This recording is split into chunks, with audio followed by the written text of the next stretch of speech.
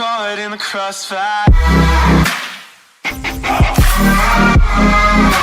It's caught in the... What's up, my Afro DGX? It's your boy. We about to get down for the Clown Tuesday. I told you I'd be back, but you know we got to start first. Now, pull up, boom, man. I used to be so beautiful, now look at me. My actions are unbeautiful, it's clear to see. Come on and step out of the cage, turn a chapter, turn the page. Woo, what a day, what a day, what a day. What's going down? What's happening, people? I'm feeling good, feeling fresh, feeling alive. Let's do what we got to do on this fun-filled Tuesday. So, what are we talking about? What's the get down? I told you yesterday we was going to get down on that Monarch. Final full season is finished. We're going to give it the Afro picks. For those that haven't watched, we'll give you a quick look and breakdown to what's going down. And should we looking forward to season 2? Because I'm on the fence. I'm like teetering a little bit. I'm not quite sure. So it was good enough to hold my attention and to pay attention. But I don't know if it's good enough for me to continue following in the pattern that I have. Thanks to my wife, I want to say I have learned to let some things go. You know what I'm saying?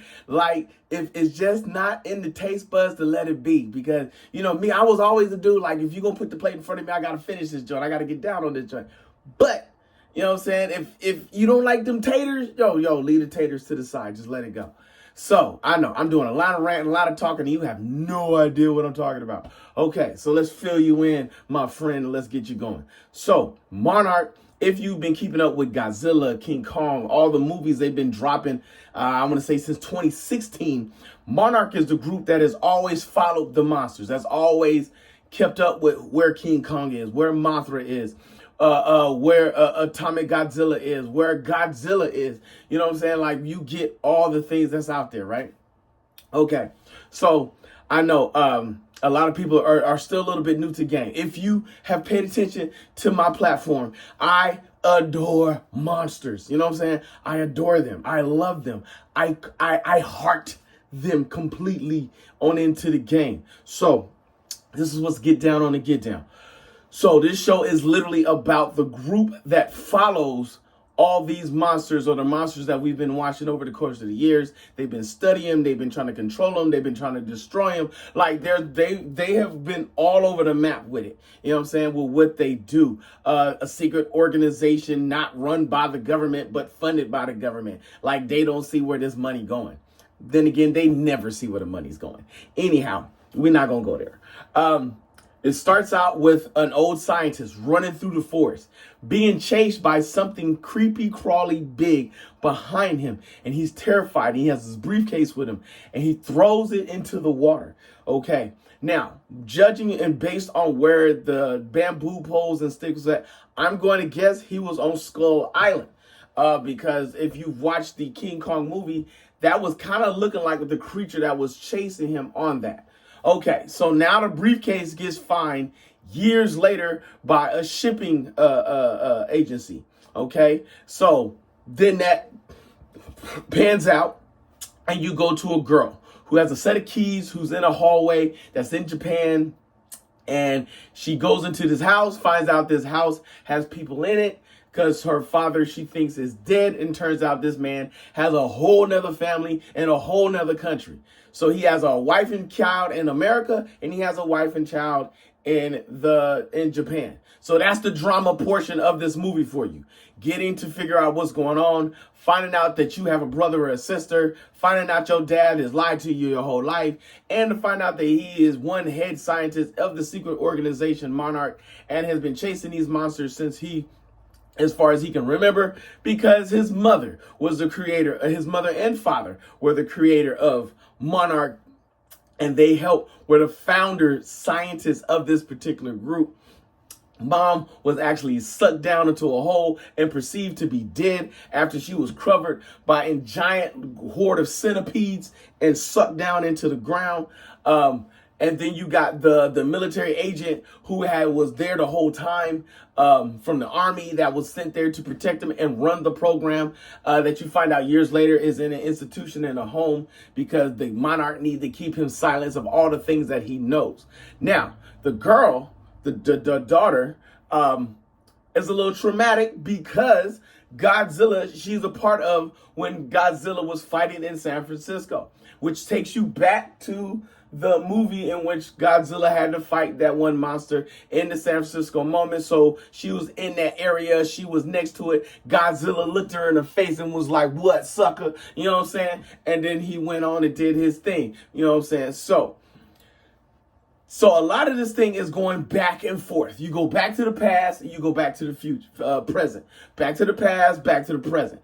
I want to say the year is supposed to be 2016, 15, 16, based on the show, because it's going off of when Godzilla was reintroduced into the film cinema. So they're kind of making it, what's the word we're looking for? Oh my gosh.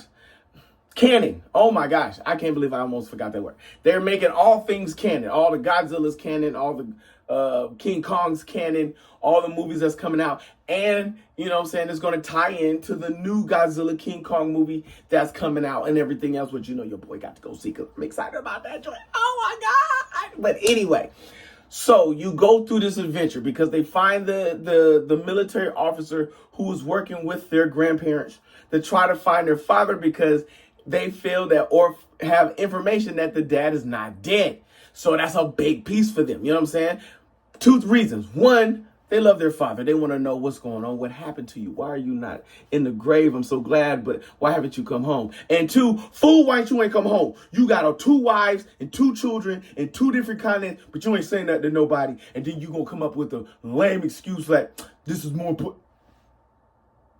I will smack you into this earth, make you see the dirt, send you to Jesus, same day shipping. But anyhow, they go on in this quest and crusade and run into other monsters along the way. And then you learn about the rift and you learn about the access tunnel that is in I guess, their version of the upside down, because it has parts of Earth and parts of them in there. The rift can only be crossed through if you have another monster that is on the Earth side to come back through, and anything that's to open up that rift.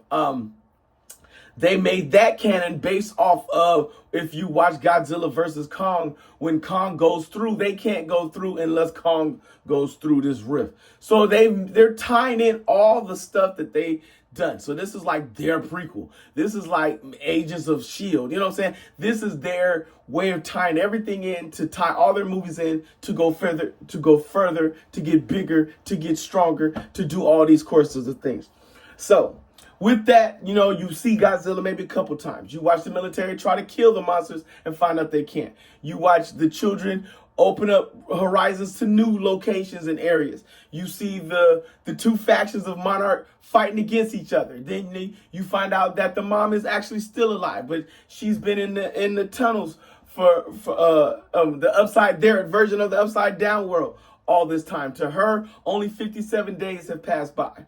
But in actuality, over 60 years have passed by. You know what I'm saying? So time works different on that side. Even when the daughter and the scientist get stuck in there with the young lady, that's a whole nother drama. You got this young lady who's got like secret lives going on. She got secrets happening. Everybody got secrets today. Yo, there's everybody coming out. You know what I'm saying? We shining light on all you snitches. You know what I'm saying? So she's got things going on, but she gets stuck in the upside down world. And so then when they come back, it's 2 years later and King Kong is on the planet doing his thing. So I said all that to say this. How many Afro picks does it get? Hopefully, first, before I do that, hopefully everything kind of made sense, because it's a 10 episodes, about an hour a piece, about 45 minutes a piece. Not really extra endings on any of them like that, but it's all tied into that. Man, I can't really say much else about it. Because it's kind of one of those that you got to watch to see. I've given you the premise, the basis of what's happening. I know. I'm sorry. How many Afro picks? It gets 3 Afro picks. Yes. So it's above average. Very good. Is worthy of possibly watching season 2, but not quite sure yet. So I want to hear from you. I want to hear your comments. What do you think? Did you watch it? Have you started it? Did you try it? What do you think? How many Afro picks do you give it? So with that in mind, just remember to just go in with an open mind, but don't go in prejudging. You know what I mean? You just got to go in and be like, yo, let's do this thing and let's talk about it. So, after all of that, tomorrow, I have just rewatched a DC classic, Batman, Superman, Public Enemy. Oh, what? I've forgotten how good that was, how amazing that is. We're going to talk about it. We're going to discuss it, what the greatness of this was, and discuss like another DC anime that's outshining the reality DC universe for what's in the live action. So until then, my friends, if you see your mans in the streets, hit them with the beats. Hit them with a jingle jangle, baby. Jingle jangle. What?